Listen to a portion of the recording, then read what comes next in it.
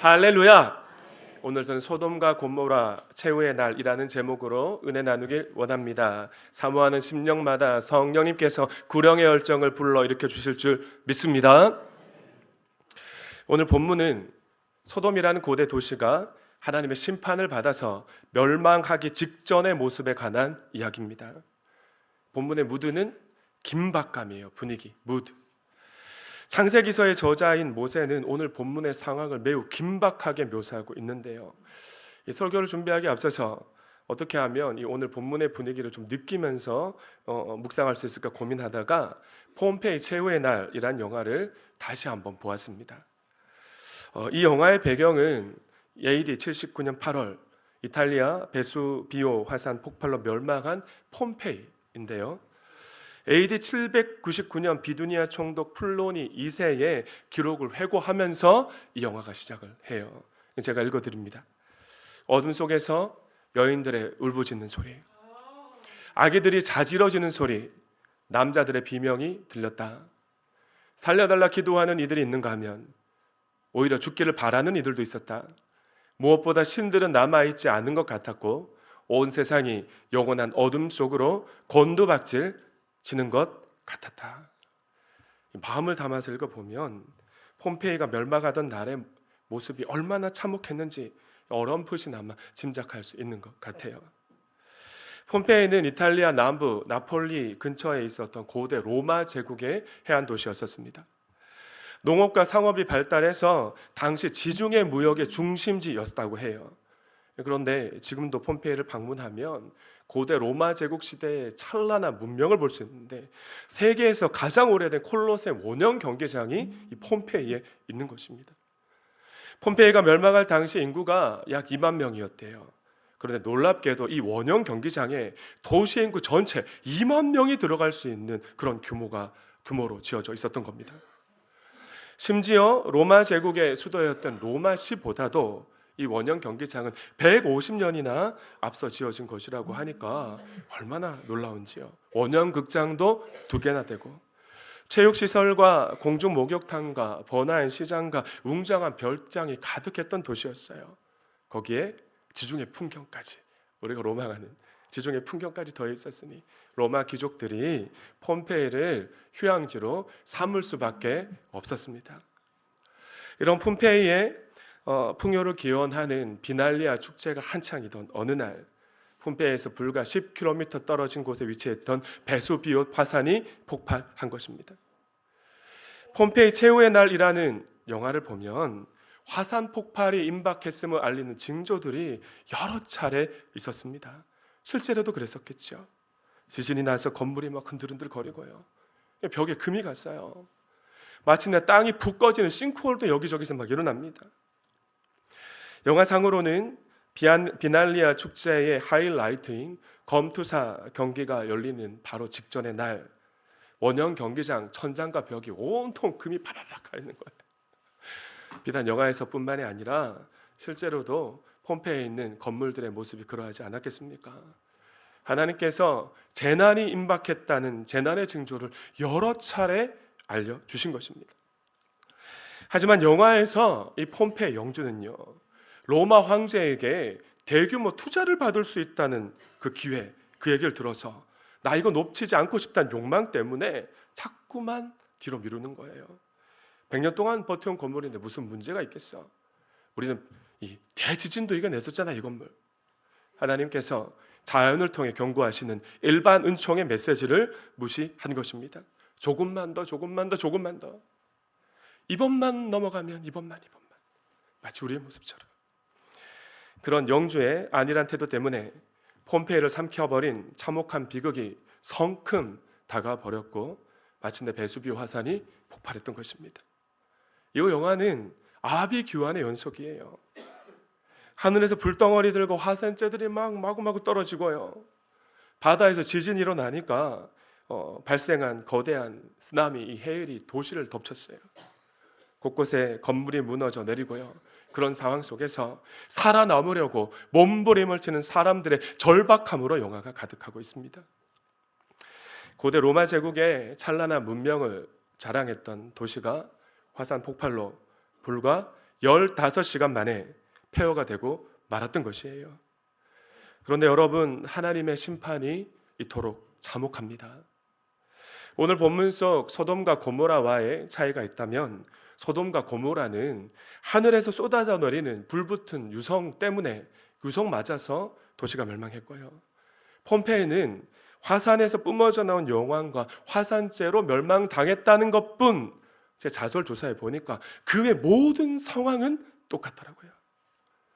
이 같은 분위기를 느끼시면서 16절 말씀을 보십니다. 그 두 사람이 롯에게 말했다. 식구들이 여기에 더 있습니까? 사위들이나 아들들이나 딸들이나 딸린 가족들이 이 성 안에 더 있습니까?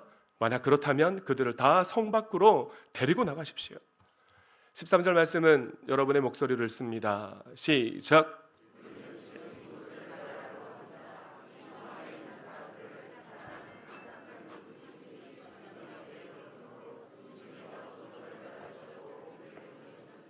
여기서 우리는 누굽니까? 천사들이죠. 천사들이 롯에게 경고하는 겁니다. 소돔성의 제약이 하나님께 이르렀습니다. 그래서 하나님께서 소돔성을 멸망시키시려고 우리를 보내셨으니 이 소돔성은 멸하게 될 것입니다. 이 성에 너의 자녀나 당신의 사위나 그 밖에 다른 친척이 있다면 모두 성 밖으로 나가게 하십시오. 롯은 천사들의 경고를 듣고 진짜 믿었어요. 천사가 눈앞에 나타나서 말하니 그 상황을 파악합니다. 그리고 이어지는 14절 말씀을 보시면 롯이 얼마나 다급하게 두 딸을 찾아갔고 두 딸의 약혼자에게 가서 천사의 메시지를 전했는지를 짐작할 수 있는데요. 14절 말씀도 함께 읽어주십니다. 시작.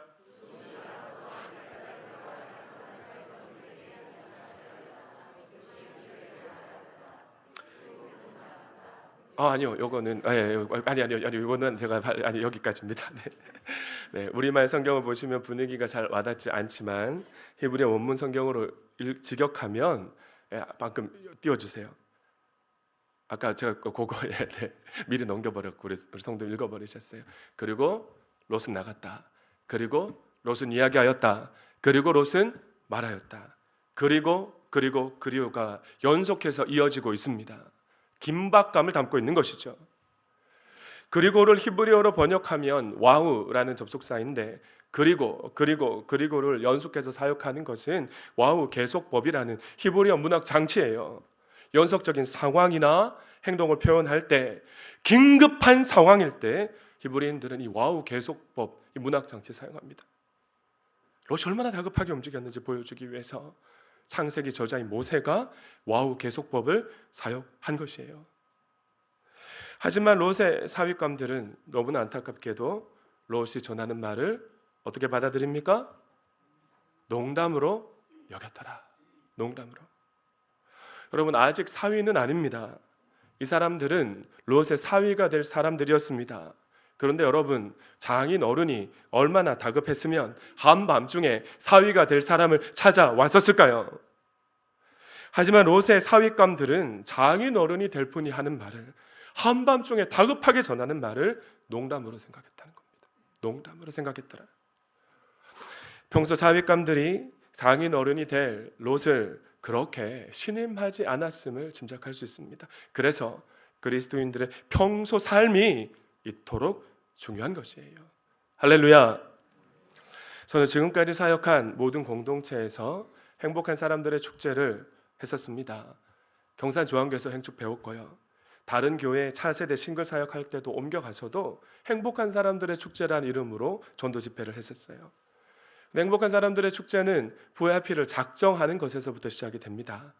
그런데 대구 반야교회 청년부 목사로 부임했을 때 부임 첫 해에도 전도하자고 행복한 사람들의 축제 이름 걸고 VIP 작정하라고 했더니 세상에 맙소사 우리 청년들이 VIP가 없다는 겁니다. 청년부 회원이 150명 남짓인 공동체여서 제가 일일이 만나고 전화해서 VIP 작정하게 했어요. 떠올려봐, 누가 없니? 이 과정을 전문 용어로 물밑 작업이라고 하는데 물밑 작업이라고 합니다. 그 후에는 청년들이 품었던 VIP와 함께 관계 맺기를 할 수 있도록 매주 이렇게 단계 맺기를 해라는 지침들을 전달하고 리더들 통해 확인하고 함께 기도했었어요. 그렇게 시간이 흘러갔습니다. 이제 관계를 맺었던 VIP를 주일 연합 예배 방문 주일에 초대해야 하는 그 일정이 다가와서 리더를 모아놓고 이제 물었죠. 이 방문자 VIP가 얼마 될 것 같아? 선물을 구매해야 되니까 방문 예상자를 좀 파악해서 보고해 달라고 했더니 또 한 번 세상에 맙소사. 리더들부터 초대했는데 VIP에 초대했는데 방문할 사람이 없다는 이야기를 하는 것이에요. 한 친구가 그러니까 다른 리더들도 이제 분위기가 쫙 퍼져가지고 부담스러운 표정을 딱 짓고 앉아 있는 겁니다. 제가 얼마나 안타까웠겠어요, 여러분. 그런데 놀랍게도 총무가 자리에서 일어서더니 이렇게 말하는 것이었어요. 야, 너희들 지금까지 인생을 어떻게 살아왔으면 방문해달라고 친구가 선후배가 초대하는데 그거 거절할 수 있는 거야? 우리가 부끄러워서 제대로 마음을 표현하지 못한 거 아니야? 우리 다시 한번 기도해 봐야 되지 않겠어? 한 주 동안 도전해보자. 이런 말을 하는 것이었어요. 만약에 제가 이렇게 권면했으면 상처받았어요, 목사님. 목사님 어떻게 그런 말씀하십니까? 라는 별의별 소리를 정녕 다 했을 텐데 우리 성령님은 27살 총무에 거룩한 의분을 담은 말에 감동의 기름을 부어주셨습니다. 리더들이 부끄러운 마음을 가지게 하셨어요. 모두 다 그 시간 함께 회개 기도를 하고 다시 한번 권면하고 마음을 담아서 초청했을 때 행복한 사람들의 축제를 은혜 가운데 결실할 수 있었습니다. 사랑하는 여러분, 이를 통해 청년들이 얻은 교훈이 무엇이었을까요? 저를 한번 따라 하실까요? 그리스도인은 잘 살아야 된다. 아멘이십니까? 관계 안에서도. 왜냐하면 그리스도인의 삶은 흘러가는 것이 아니라 쌓이는 것이기 때문에 그렇습니다. 먼저는 하나님 앞에 쌓이고요, 이웃 앞에 쌓이는 겁니다. 관계 맺어가는 그 통로로 주님이 복음이 흘러가게 하시는데 우리가 잘 살지 않고 관계에 승리하지 못하면 복음이 역사하는 능력이 약해질 수밖에 없는 것이죠. 당시 예수 믿고 나니 달라졌네, 아빠 엄마 변하셨어요 라는 소리를 들을 수 있기를 축복합니다. 옆에 계신 분에게 한번 물어보시죠. 잘 살고 계십니까? 시작. 그렇게 긴박한 시간이 흐르고 동틀 무렵이 됩니다. 두 천사 중에 한 천사가 더 다급한 마음에 다시 한번 롯을 재촉했어요. 15절 말씀 한번 읽을까요? 시작.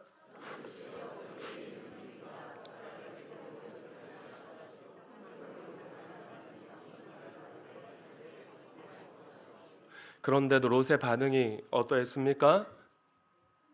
꾸물거리고 있었습니다. 여기서 꾸물거리다로 번역된 마하흐라는 히브리어 단어는 죄기적 용법으로만 사용된 단어인데 미루다, 지체하다, 망설이다, 미적거리다라는 뜻을 가지고 있습니다. 이제 하나님의 심판이 곧 시작될 것입니다. 눈앞에 천사들이 발을 막 동동 구르고 있어요. 그런데 정작 심판의 당사자인 롯은 결단을 내리지 못하고 미적거리고 머뭇거리고 있었던 것입니다. 왜 그랬을까요? 구약학자 왈키는 그 이유를 이렇게 설명하고 있습니다. 롯은 하나님과 함께하는 낯선 곳보다 익숙한 죄인들의 도시에서 더 평안을 느낀 사람이었다. 사랑하는 여러분, 창세기 19장 1절을 보시면 우리가 리딩 지저스를 통해 성경 통독 쭉 해오고 계시지 않습니까? 하나님으로부터 소돔성과 고모라성을 심판하라는 사명을 받은 천사들이 소돔성 앞에 도착했을 때 롯이 어디 있었어요? 성문 앞에 앉아 있었습니다. 고대 사회는 제가 말씀드린 바와 같이 성문 앞에서 상거래가 이루어지고 행정 절차들, 재판까지 이루어졌지 않습니까? 그런데 성경 말씀을 보면 롯이 장사했단 말은 없으니 소돔성의 지도자가 되어 있었던 것이죠. 그런데 롯은 소돔성의 토박이가 아니지 않습니까? 여러분들 지방에 사시다가 서울에 상가하셔서 자수상가하신 여러분의 모습처럼 롯도 그런 모습이었던 것이에요. 롯은 창세기 13장에서 아브람 삼촌과 헤어진 이후에 소돔성에 들어왔던 이방인이었습니다. 그런 그가 소돔성의 재판을 담당하고 행정적인 업무를 결정하는 지도자가 된 것이니 얼마나 많은 노력을 했었을까요? 물론 세상의 방법을 했겠지만 아마도 롯은 지금까지 소돔성에서 이룬 권력과 명예와 부가 생각이 났을 겁니다. 소돔성 심판받는 거 알겠는데 그 모든 것들을 이 자리에 내려놓고 빈손으로 소돔성을 떠나야 된다는 사실이 그를 주저하게 했을 거란 말이죠. 그런데 우리의 모습도 이와 같을 수 있습니다. 최영기 목사님이 회심하신 경우만 봐도 최영기 목사님은 고등학교 때까지는 할머니 때문에 어쩔 수 없이 교회에 다녔잖아요. 그런데 서울대학교 입학함과 동시에 하나님을 떠나셨습니다. 왜냐하면 할아버지 목사님은 6.25 때 신앙 때문에 순교하시고 부모님은 6.25 때 실종되어 버리셨으니까 하나님을 오해할 수밖에요. 그러나 이후 수없는 고뇌 끝에 예수님의 부활이 거짓이 아니고 진리라는 사실을 더 이상 부인할 수 없어서 이쯤 되면 내가 예수 믿기로 결정해야 될 것 같은데도 주저하고 있으시더랍니다. 내가 왜 이렇게 주저하고 있을까 가만히 생각해 보니까 예수 믿으면 내 인생 이제 종쳤구나, 재미있는 일 다 끝났구나, 칙칙하고 재미없는 인생만 펼쳐지겠구나라는 오해 때문이셨다는 간증을 하셔요. 대부분의 성도님들도 하나님 앞에 인생을 걸지 못하시는 이유가 세상에 대한 미련 때문 아닙니까? 그런데 오늘 본문 속 롯도 마찬가지였던 것이에요. 사실 하나님은 롯에게 소돔성을 떠날 수 있는 기회를 이미 한번 주신 적이 있습니다. 창세기 14장을 여러분 리딩 지저스를 통해 보셨을 텐데 롯은 소돔성을 침공해온 엘람 왕과 그돌라오멜 연합군에게 이 전쟁 포로가 돼가지고 끌려갔었잖아요. 그런데 조카 롯이 사로잡혀갔다는 소식이 삼촌 아브람에 전해진 것이죠. 아브람 집에서 훈련시킨 318명의 사병을 이끌고 가서 롯의 재산을 되찾아오죠. 그때 기회가 있었던 겁니다. 하나님께서 롯이 소돔성, 죄악의 도성을 떠날 수 있는 기회를 한 번 주셨던 것이죠. 그러나 롯은 어떻게 합니까? 다시 소돔성 안으로 들어갑니다. 여러분 그 이유가 무엇이었을까요? 창세기 13장 10절 말씀을 함께 읽습니다. 시작.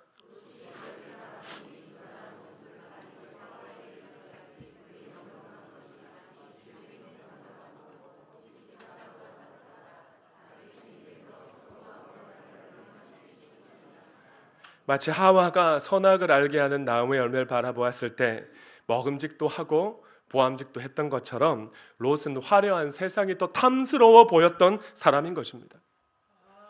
하나님과 친밀하게 사랑의 관계를 맺을 수 있는 은혜의 자리보다 세상의 성공을 쫓는 사람이었기 때문이에요. 자, 그러나 하나님의 사람 다윗은 이렇게 고백하죠.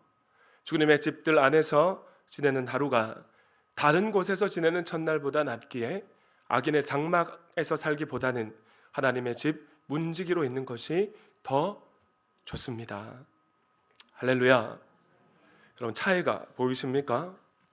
세상에서 성공하고 싶어서 세상의 성공을 쫓았던 롯은 정작 하나님께 심판을 받아가지고 그가 가진 모든 것 이룬 것들을 빼앗겼지만 세상의 기쁨보다 하나님과 더 친밀한 관계의 자리를 사모했던 은혜를 사모했던 다윗은 하나님께 축복을 받아서 아버지에게조차 인정받지 못했던 양치기가 어제보다 오늘 더 강해지고 강해져서 중구동 최강자 왕의 자리까지 올랐던 것이에요. 여러분이라면 어떤 인생을 살아가시겠습니까? 저는 오늘 2부 연합예배 참석하신 모든 성도님들이 다윗처럼 하나님 어깨에 기대에 있어서 날이 갈수록 더 강해져가는 다윗 같은 인생 될 수 있기를 축복합니다. 16절 말씀도 한 번 더 읽어주십니다. 시작.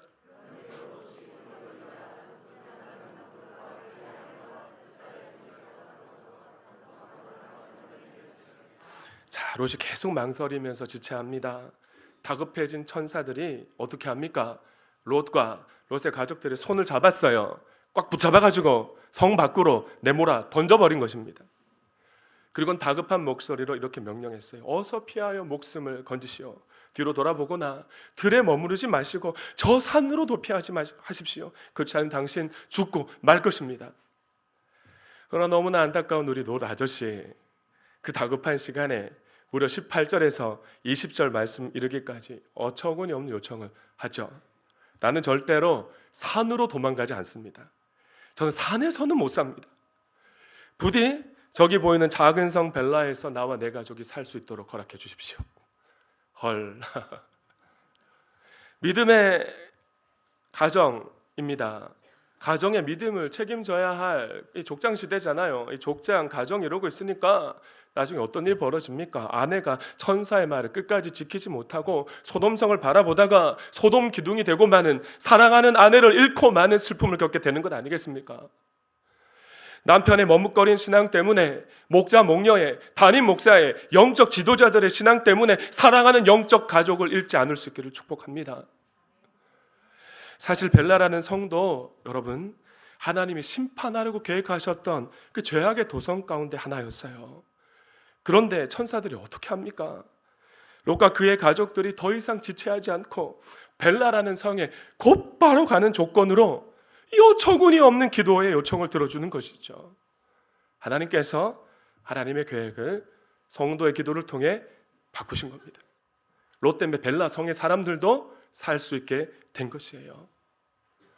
여러분 기억하십시오. 하나님은 그분의 큰 계획은 바꾸지 않으시지만 그 큰 계획을 이루어가는 구속사의 작은 계획들, 하나하나 디테일한 것들은 성도님들의 간절한 기도를 통해, 응답을 통해 바꾸어 주신다는 사실을. 아멘. 뭐 어떻게 해야 될까요? 기도해야 될 줄 믿습니다. 아멘이십니까? 창세기서의 저자인 모세는 도망하다라는 뜻을 가진 히브리어 동사 말라트를 17절 말씀에서 2번, 원문을 보면 19절, 20절, 22절 말씀에서 각각 한 번씩 모두 5번을 반복하고 있습니다. 도망하라, 도망하라, 도망가라. 제발 도망하라, 도망하라. 도망 좀 가라, 제발. 본문의 상황이 얼마나 긴박했든지, 곧바로 닥쳐올 이 심판이 얼마나 참담할 것인지 천사들은 알고 있기 때문에 그렇게 이야기했던 것이죠. 그런데도 롯과 그의 가족들은 어떻게 합니까? 이제 심판받아서 없어질 소돔이라는 세상에 여전히 미련을 두고 있었던 것입니다. 심지어 롯은 소돔성 앞에, 성문 앞에 앉아있던 소돔성 지도자 그룹이잖아요. 그에게 죄가 있습니다. 소돔성의 죄악이 그대로 남아있을 수 있도록 방관했던 죄. 그리고 성경을 보면 단 한 번도 소돔성을 향하여서 복음을 전했다는 롯의 기록이 없다는 것이죠. 하나님은 많이 받은 자에게 많은 것을 요구하시는데 어쩌면 하나님의 심판을 받아도 마땅한 죄인이 바로 롯이었던 것입니다.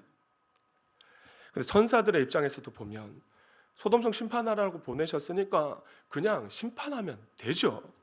근데 오히려 천사들이 어쩔 줄 몰라 하고 있는데, 여러분 그 이유가 뭘까요? 롯과의 요청까지 막 들어주면서 제발 좀 피신하라고 롯을 막 설득하고 있는데, 한 번 더 따라합시다. 롯이 의로워서 구원받은 것이 아니라 하나님의 은혜로 구원받았다. 창세기 18장과 연결하면 조카와 조카의 가족들을 VIP로 품고 간절하게 기도한 삼촌이 있었기 때문입니다. 아브라함의 중보 기도가 있었기 때문이에요. 천사가 자기 장막에 방문해서 이제 곧 심판하게 된다는 이야기를 들었을 때 그 성 안에 롯이 살고 있기 때문에 집중하여서 정말 간절하게 내 주여 노하지 마옵소서. 제가 이번 한 번만 더 아뢰겠습니다. 거기서 10명을 찾으시면 어떻게 하시겠습니까? 기도했던 것이죠. 그래서 우리는 VIP를 작정하고 목장 식구들과 기도해야 하는 것이에요. 말씀을 맺습니다. 폼페이의 실체는 1738년 우물을 파던 한 농부에 의해서 발견됐습니다. 이후로 한 200년 정도 지났음에도 불구하고 폼페이의 발굴이 아직 마쳐지지 않아서 계속되고 있다고 해요. 그런데 놀랍게도 고대 로마 제국의 유적들 가운데 벽화가 선명하게 알아볼 수 있을 만큼 보존된 유적은 폼페이가 유일하다고 합니다. 그런데 대부분의 그림들이 집단 성행위 하는 그림이고 동성애를 묘사하는 그림들을 낯뜨거운 그림들이라고 해요. 1819년 나폴리 국왕 프란체스코 1세는 아내와 딸과 함께 이 폼페이 벽화를 감당하다가 딸이 옆에 있으니까 너무나 낯뜨거워서 이 관람을 중단하고 폐쇄할 정도였다고 합니다. 그런데 폼페이 사람들은 그 그림 봐도 아무렇지도 않을 만큼 그런 문화 속에 살고 있었던 거죠. 그래서 폼페이가 멸망하던 날 한 사람이 벽에다 이런 글귀를 새겼는데 그것이 발견되었어요. 죄악의 도시, 죄악이 멸망을 초래했다. 사랑하는 동안가족 여러분, 하나님께서 폼페이를 심판하신 이유가 무엇 때문이었을까요? 동성연애와 음란과 우상숭배 때문이었습니다. 그런데 소돔과 고모라를 심판하신 이유도 우상숭배와 동성애 때문이었다는 사실을 여러분 알고 계십니까? 동성연애자의 영혼은 사랑해야 하죠. 그러나 동성애는 하나님의 창조의 질서를 거스르는 가증한 죄입니다. 죄.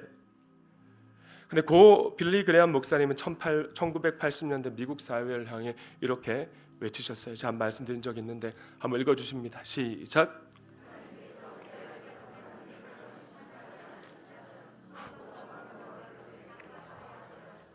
만약 1980년대 미국 사회가 그 정도였다면 오늘날 차별금지법이 통과된 나라들에서 벌어지는 가증한 죄악의 모습과 오늘날 대한민국을 바라보시는 하나님의 마음은 어떠하실까요?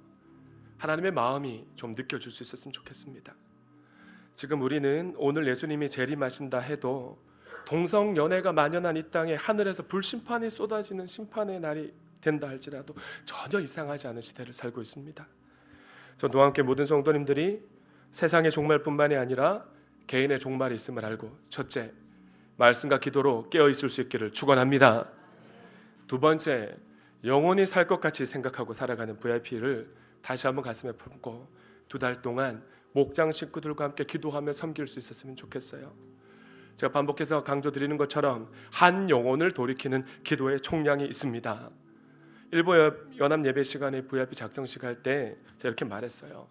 김경숙 A 권사님이 VIP 작정식 할 때 마음을 담아 남편 도문구 성도님 이름 적고 기도했기 때문에 도문구 성도님이 회심하여서 지금 이 자리에 있는 것이라고요. 세 번째, 천사들처럼 긴박하게 때로는 강권적으로 복음을 전했으면 좋겠습니다. 한번 생각해 보세요. 만약 천사들이 우리처럼 롯에게 교양 있게 소돔성이 곧 멸망합니다. 하나님 믿어야 됩니다. 한번 생각해 보시죠. 그렇게 권면했다면 롯은 그 가족들은 소돔성과 함께 멸망하고 말았을 것입니다. 때로는 강권하는 복음 전도 관계 맺기가 필요하다는 것이에요. 이번에도 우리 교회가 행복한 사람들의 축제를 통해 마지막 시대에 잃어버린 한 영혼을 구원하시는 하나님의 승부수가 되길 소망하면서 하나님께 영광의 박수 올려드립니다.